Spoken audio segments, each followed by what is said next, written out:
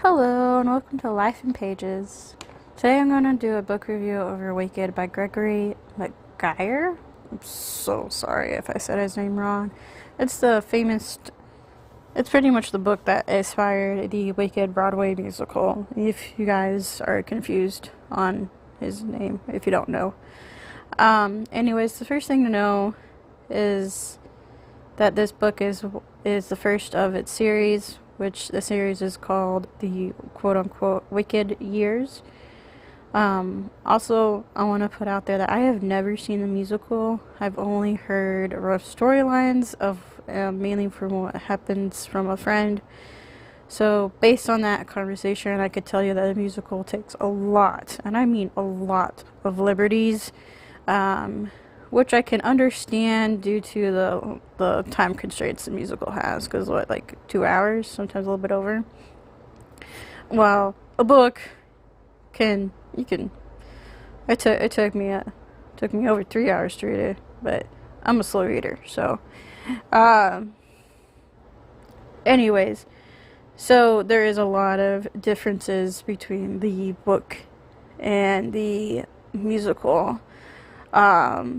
So there are some obvious similarities, but there's differences. Also, for anyone new, and since I am revamping my channel with this book review, I am now going to be rating books by pages instead of stars. So, how most people oh, 5 out of 5 stars or 1.5 out of 5 stars. I will be replacing those word stars with pages. So it'd be like 5 out of 5 pages or 1.5 pages out of 5. Or 1.5 pages, 1.5 pages out of 5, yeah. Which I know kind of does sound strange at first, but it's how I'm gonna just tie everything with the title of the channel, which is again Life in Pages, and me just trying to really just having fun with all of this. So it's me trying to be creative and fun at the same time. So just putting it out there, that way it's at the end you're not like super confused on like, why is she saying pages? That makes no sense. Well, this way you at least have a better idea of why. Also, I will do everything I can to avoid spoilers, so that way I don't rob anybody the experience from reading this book. Because let's be honest, like, reading, like, you guys are obviously here because you enjoy reading on some level. There might be a few of you that are here because you have like an assignment, or you want to press a crush, or you want to press somebody, but I don't know about y'all, but I normally look at book reviews like this to see if I actually want to invest in the book, or if I want to read it or pick it up, and if I don't feel, and if I don't have the time to actually manually read, because there's some days where I don't have time to actually read words, but I can sit there and listen to this stuff while I'm in the car. So, it's partly why I'm doing it the way I'm doing it, because I'm also a listener in a lot of cases. So anyways, let's get into it. Let's begin. Whoa. It's so random. Anyways, so I'm gonna go ahead and just start. So to be honest, this was a reread for me, and I decided to read for two main reasons. One, I forgot most of the plot because it's oh man, I read this back around the time I had my car accident, and let's just say my memory wasn't too good. So very little got retained. I'm surprised I made it through college, not gonna lie. And the second reason is I finally had access to all 4 books in the series. So yes, there is 4 books in the series.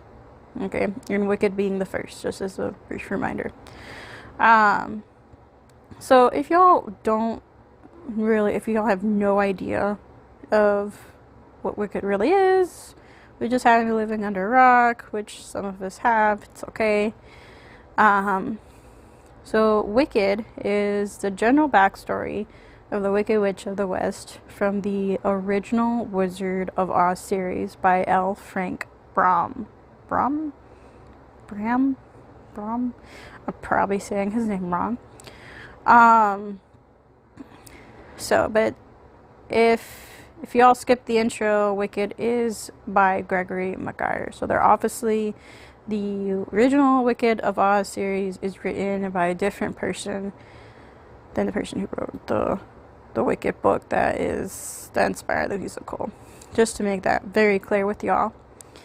The book is mainly told from the people who very much impacted her life, and the author does a good job of slowly letting Elphaba, who is the that's her name. That's the Wicked Witch of the West name is Elphaba. So the author does a really good job of pretty much slowly letting her perspective being told, but he only does her perspective of that pretty much everything isn't until towards the end. So you start out with the book with mainly just it's everybody else's perspective, and then he very gradually has it go into her perspective.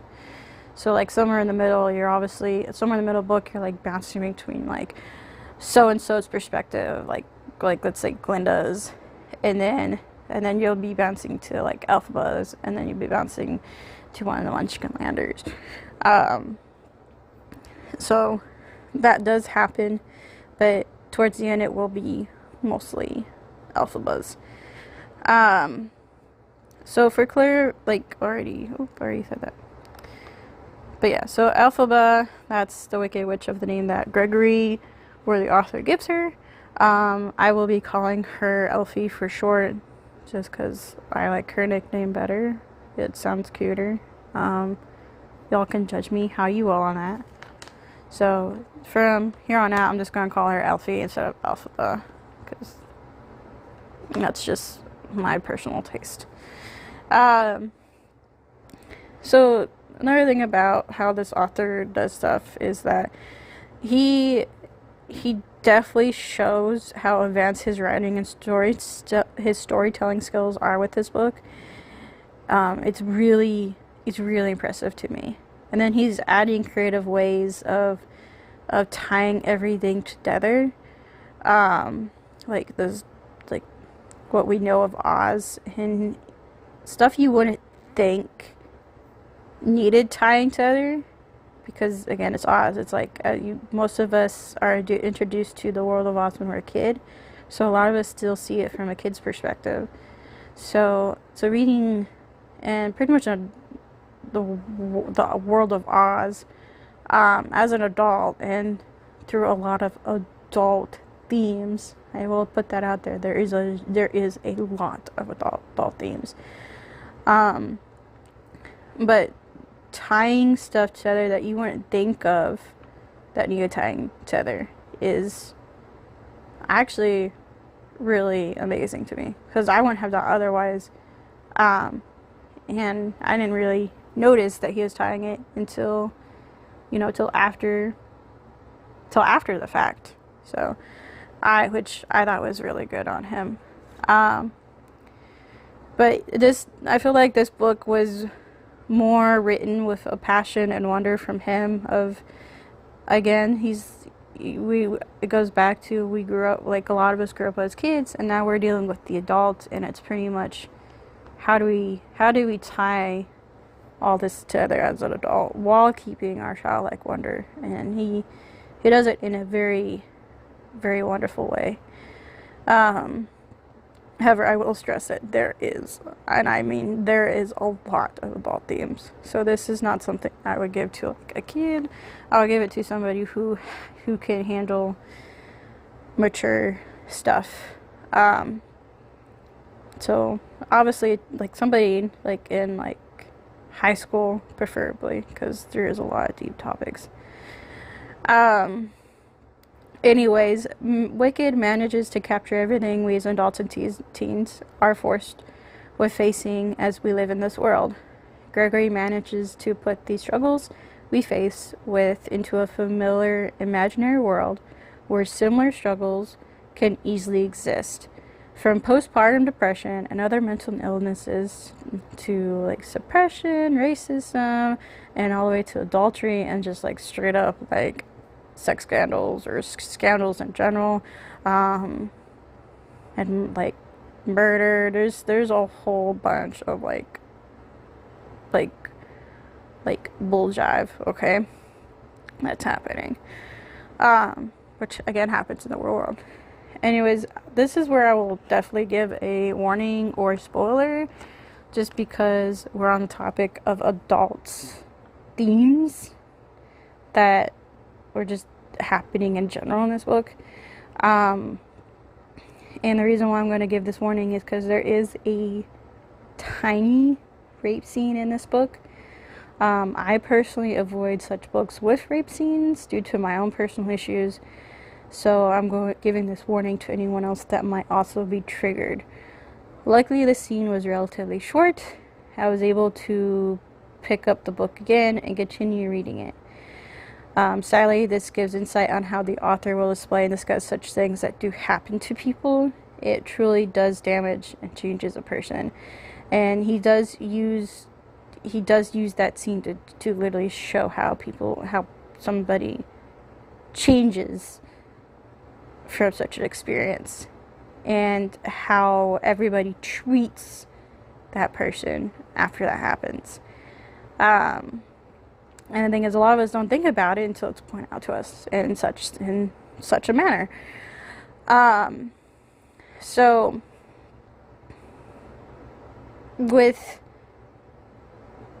this rape scene, it's very blunt, and there's warning signs that it will happen if you know what to look for. So it's easily skippable, is what I'm saying. So easily skippable due to like how blunt he is with how the scene's set up and everything. So that is a warning to anybody who gets triggered. Anyways, Gregory does a fantastic job for the readers to connect to Elfie, and you end up falling in love with her as a character, because there is stuff that she's where you can't help but relate to her, because let's be honest, a lot of us do feel like an outcast, even if we're the popular girl or if we're just literally the straight up outcast. So he does a fantastic job of doing that. You just can't help but like her. However, with all villain backstories, you can slowly see the cracks that turn her into the bad guy that we see her in Wizard of Oz. The thing that saddens me is that it makes me question is if she was actually born evil or society made her evil. I know we all have choices, and I don't condone cruelty and murder. It's just interesting to read about someone who only wanted acceptance, love, and forgiveness to suddenly snap to make their rumors true. To me, it's a bittersweet story that we all can learn from. Because I don't like, and it's even sadder because when you see her snap, she still has that sweetness inside her. So it's very conflicting. It's just sad. It's bittersweet. So that's just like the general overlap of Wicked. Because we all know what happens to her in Wizard of Oz. So, but you're dealing with to wrap it up, you're dealing with very adult themes in this book, and it's very well written. And it was besides that one trigger scene for me, I actually enjoyed it. I really do enjoy it, and it's definitely a book I plan on keeping. Period. And I'm kind of glad it came in a small travel size. But So my rating on this is going to be 5 out of 5 pages, or if you're confused on that, 5 out of 5 stars, but 5 out of 5 pages. It's brilliantly well written, and again, like, I'll gladly reread it again. And I don't say that about a lot of books. The only reason why I would gladly reread it again, besides the fact that I enjoyed it, is because there is a lot of serious issues, and a lot of undertones that this author does. He does a lot of he has the face value of it, and he does a lot of reading in between the lines. So a lot of subcontext type of things. I think that's the right word. If I'm wrong, I'm so sorry. But he does a lot of like reading in between the lines, and that can be fun sometimes. There's always like finding a little bit more each time. So he does make it fun in that perspective. So if you want to hear more book reviews or simply want to support this channel, please hit the like or subscribe button at the bottom. Anyways, I hope you guys are having a wonderful evening or day, whatever time it is, and just please be decent, nice human beings to each other. Bye.